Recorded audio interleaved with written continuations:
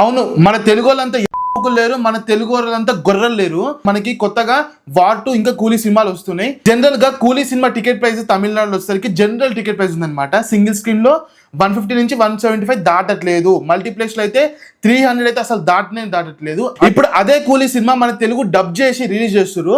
Single screen లో 200 ఉన్నాయి and multiplex లో అయితే 400 కంటే తక్కువ ఎక్కడ లేవు. అంటే అసలు ఏంటి ఇది? ఒరిజినల్ సినిమా వాళ్ళు తక్కువ వెయిట్ చూస్తారు, డబ్బింగ్ సినిమా అసలు దేగన్ సినిమా మనమైతే డబల్ కాస్ట్ లో చూస్తున్నాము. వార్ సినిమా కూడా అంతే. హిందీలో వచ్చేసరికి మన 150, 170 కానీ దాటట్లేదు, కానీ తెలుగులో మాత్రం స్టార్టింగ్ సింగిల్ స్క్రీన్ 200 దాకా ఉందన్నమాట బాల్కనీ.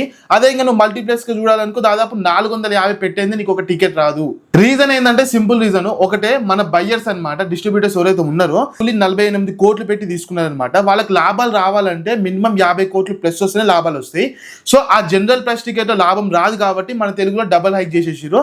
సో చూసిన వాళ్ళు చేస్తే మనకి ప్రాఫిట్ లో పడిపోతామని చెప్పేసి ఎదవ క్యాలిక్యులేషన్స్. ఇక్కడ అమ్మినోడు బాగానే ఉన్నాడు, కొన్నోడు బాగానే ఉంటాడు, మధ్యలో ఆడియన్స్ అయితే గొర్రెలు అవుతారు అనమాట. నిజం చెప్తున్నా, వాళ్ళ ఒరిజినల్ సినిమాని వాళ్ళు జనరల్ ప్రైస్ చూస్తారు, మనం హైయెస్ట్ డబ్బులు అసలు ఎందుకు కడుతున్నామో ఎవరు కడుతున్నామో అర్థమైతే లేదు. ఇక్కడ మరి తప్పు ఎవరిది? డిస్ట్రిబ్యూటర్ దా, ఆడియన్స్ దా, లేదంటే డైరెక్టర్స్ దా, ప్రొడ్యూసర్స్ దా?